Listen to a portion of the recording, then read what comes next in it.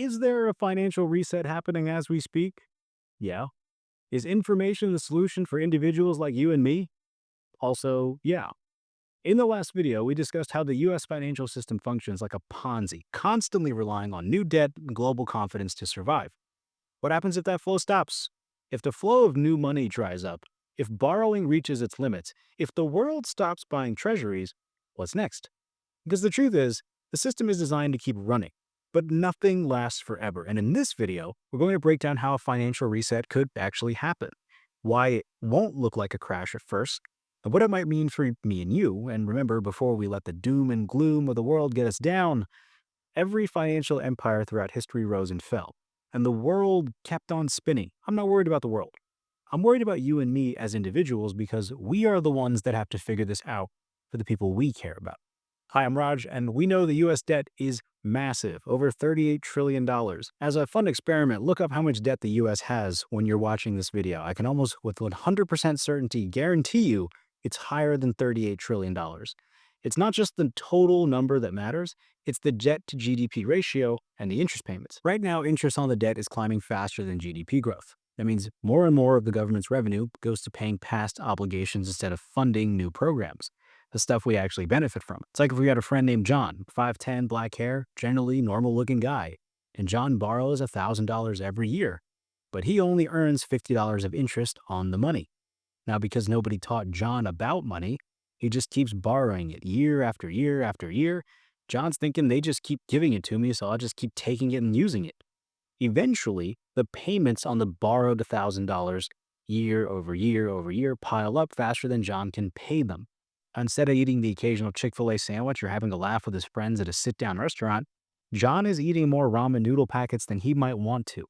That's not just a story about one person, that's a story about us, about how our entire economy works. Let's say we have another friend named James, and he's not reckless. He's just trying to get by. Every year he borrows a little more to cover what he can't afford. He tells himself it's temporary, that next year things will balance out, but they never do. The interest grows slower than the debt, and by the time he realizes it, he's no longer borrowing to get ahead, he's borrowing just to stay afloat. Similar position to John, actually, in the end. Now, zoom out. Replace John and James with a country, replace credit cards with government bonds, replace small savings accounts with GDP growth. Every year, nations borrow trillions. Every year, they earn a fraction back through production and taxes. And then they say, next year will be better. But the math doesn't lie. When borrowing grows faster than what you earn, debt stops being a tool and becomes a trap. Eventually, our friends John and James realize the numbers don't make sense anymore. That's where most economies are right now. They're not building wealth, they're managing collapse in slow motion. Our friends eventually finally do something different and they stop borrowing. They make cuts in spending, sell stuff they're not using, and learn new skills to make more money. When debt becomes the foundation of growth, the question isn't if the bill comes due, it's when. If you think the story sounds familiar, that's because it's life right now. The economy is on borrowed time. At some point, the system can't just issue more debt without consequences. That's when the reset starts. When the flow of new debt slows down, governments have a few options, all of which change the rules for how money works. One, inflation or debasement. Print more money to cover obligation. Inflation reduces the real value of debt, but also erodes purchasing power. We're seeing this now. Two, spending cuts or tax increases. This is to reduce obligations to make debt manageable, which slows the economy. We're seeing spending cuts now with the Department of Government Efficiency, and we may or may not see tax increases. That's a widely unpopular idea for someone in office to push for, but it's not impossible either. Number three, debt restructuring, renegotiating terms, extended maturities, or even forgiving part of the debt. We are seeing the early signs of lowering rates and debt restructuring on the horizon.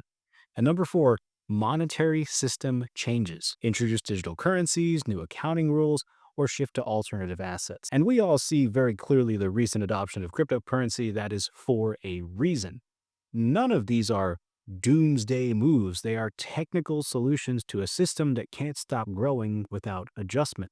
The tricky part is that each solution has winners and losers, and it usually hits ordinary people first. The easiest and fastest lever is inflation. Inflation acts like a reset button for the old system. Old debt becomes cheaper in real terms, while the government can continue spending. But there's a catch. If inflation gets too high, confidence collapses. This is why central banks carefully try to thread the needle on inflation. Too little and the system slows, too much and faith in the dollar shrinks. Bitcoin and gold, they protect against this exact scenario, but only if you act before the reset accelerates. Easier said than done. Another way the system resets is by changing the rules, cutting spending on programs that can't be maintained, raising taxes on income, capital gains, or corporations, redesigning social programs. These moves aren't conspiracies, they're math. The government has to balance its books somehow. If it doesn't, the economy could slow or contract. This is usually where politicians push back and forth during a government shutdown because they're negotiating for where these funds should go. But even those two moves aren't always enough. Sometimes the debt itself needs a rewrite.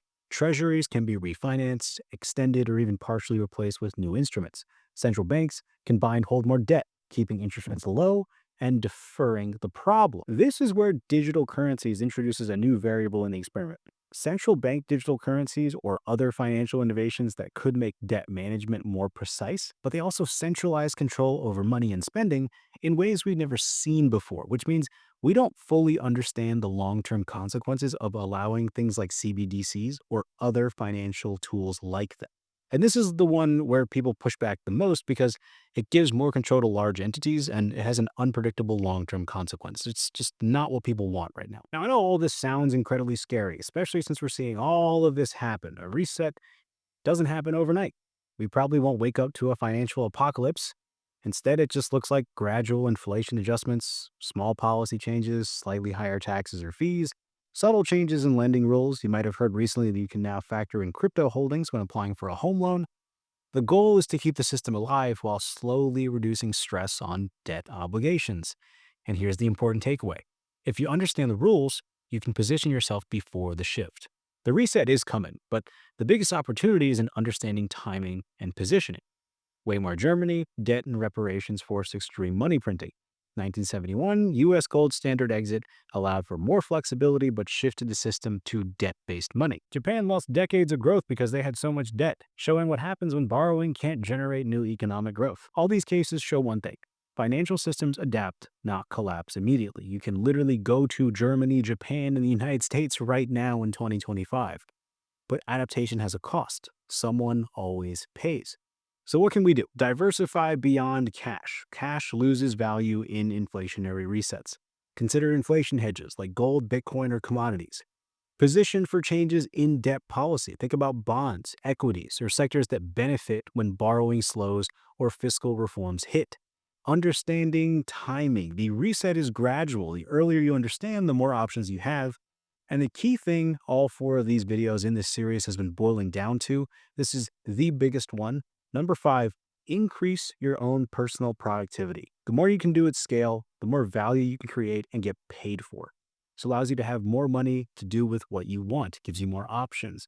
The best part about this is that you can take your skills with you anywhere you go.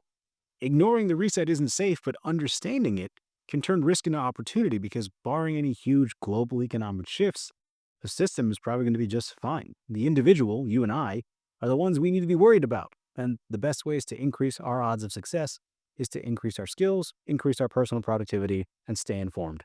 I'll see you in the next video.